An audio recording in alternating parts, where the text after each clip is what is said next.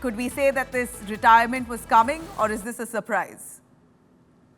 I'd use one word for this, Nabila. It's a shocker. It's a shocker. Comes as a bolt from the blue.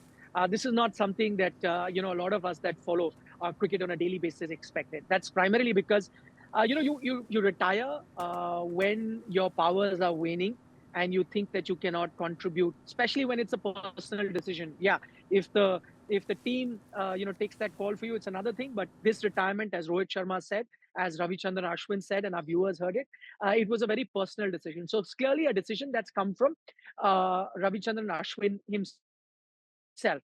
So when does a player decide that he's had enough? It's either where he sees that he's surplus to the requirement, or he feels that he's not good enough to contribute, or his powers are waning. He's not good enough. But truth be told, at the moment, in this entire country of 1.4 billion people, he remains the best spinner in red ball cricket, without doubt, head and shoulders above everyone else. And I'm talking about current form. I'm not looking at the legacy that he's left behind. You alluded to his record and what all he's achieved. That's another thing. But I'm just talking about right now, the ground reality. Even if he was a youngster, and if he was to go up against the rest of the spinners that you have in the country, some of whom are also part of the squad, he is clearly the best red ball spinner that you have in the country. And so, at the peak of your power, when somebody retires, you find that a bit surprising. Roger Federer retired, Rafael Nadal retired recently, primarily because they'd reached the end of a cycle. They're having a lot of injuries. They knew that they could not compete with the best in the world. That's not the case with Ravichandran Ashwin. His last test match that he played for India, that was a test match before Brisbane that was played in Adelaide. He was the lone spinner there for India. And even though he did not have too many wickets, but you got to be mindful of the fact that he was playing a pink ball test match that is primarily very good for fast bowlers. The ball is such, the conditions is such. Yet, as a spinner, he left his mark. He was, outstanding in the spells that he bowled. So even his last test match, he was very good. As I say, the best spinner. And in that scenario, if he decides to retire, I can't think of any other word other than shocker to describe it. He, as you said, is second in the list of most wickets. We oftentimes hear of batters chasing records. How many times we've done discussions on Virat Kohli? Could he be that player who goes past Sachin Tendulkar's record of 100 hundreds? Clearly, he's gunning for that. It's a similar record that Ravichandran Ashwin was chasing, that of being the highest wicket taker for India in Test match cricket. Anil Kumble is about 80 odd wickets ahead of him. And we thought that the kind of bowling that Ravichandran Ashwin is doing now, you saw him play for another WTC cycle, maybe a couple more years. A couple of more years for Ravichandran Ashwin, he very well could have been the highest wicket taker. So if somebody tells me that Ravichandran Ashwin has decided to quit the game because he thinks his powers are waning, or he's come at the end of his cycle of his test career, it'll be very hard for me to believe. I think there are circumstances, there are things that are happening around him that has him to take this decision. He has been very unfortunate in the past few years, where he's been left out, even on occasions where everyone thought that he should have been playing. I think all that has played in his mind.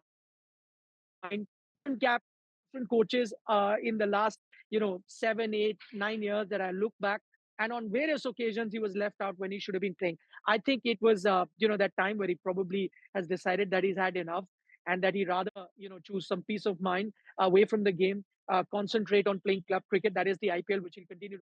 Because in Test cricket, I think he felt that he was surplus to the requirement of the Indian team, despite the fact that he was still on top of his game.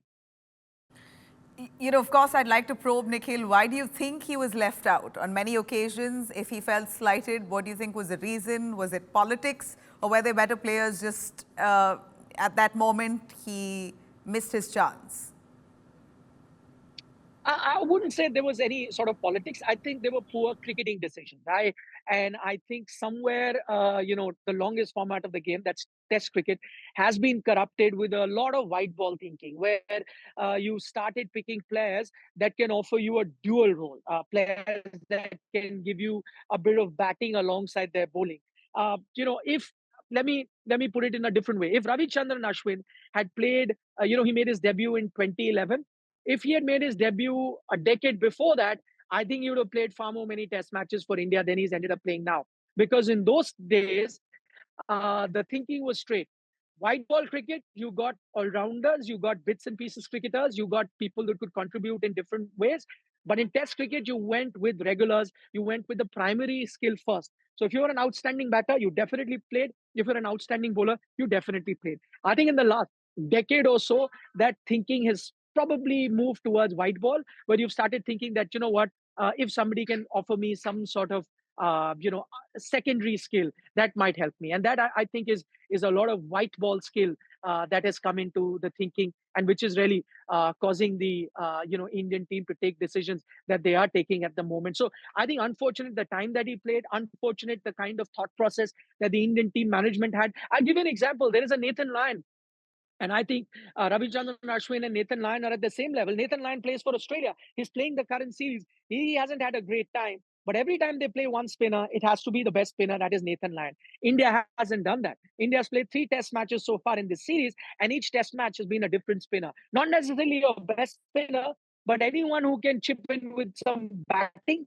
he has been selected over your best spinner. So I think this thought process that the Indian team management had, this change of thinking in Test match cricket over the years, I think these have been a few factors. There have been many important, occasions where he's been left out. WTC final last time around in 2022, I remember, and you decided not to go with a Ravichandran Ashwin, where everyone sitting on the outside, former players, cricket pundits, everyone said that you should have played. This is a decision that later on, the captain and Rohit Sharma came out and said that yes, this was an error, that they should have gone with a Ravichandran Ashwin in such an important final. It was the final to decide the best test team on the planet, and India were playing that final versus Australia. You did not play him. You regretted that decision later. But maybe Ashwin on those occasions thought that maybe, this is a lesson. Maybe going forward they will understand the value that I bring to the team. But that wasn't happening. So I think that then there are a few minor factors in Jadeja getting a good score in this test match, which probably told him that, listen, the next 2 test matches, if India play one spinner, it's definitely going to be Jadeja, which would have been a right call. So no chance of Ashwin making it through. Maybe Sydney test match, you would have gone with 2 spinners. Then also they could have gone with a Washington Sundar, because India have now started looking at, who can be that player who can chip in with the bat. And while Sundar is no match to Ashwin, the off spinner, but of course he's a much better batter. So I think those things, the thought process, where Indian cricket is heading, I think those are the decisions. And it tells you a lot that, he's had to take this decision in the middle of the series, and he's actually flying back. There are still 2 test matches to go. And because he feels he's surplus to the requirement, he thought it's better to have some peace of mind, and he's flying back tomorrow itself, while India are going to be playing 2 more test matches in Australia.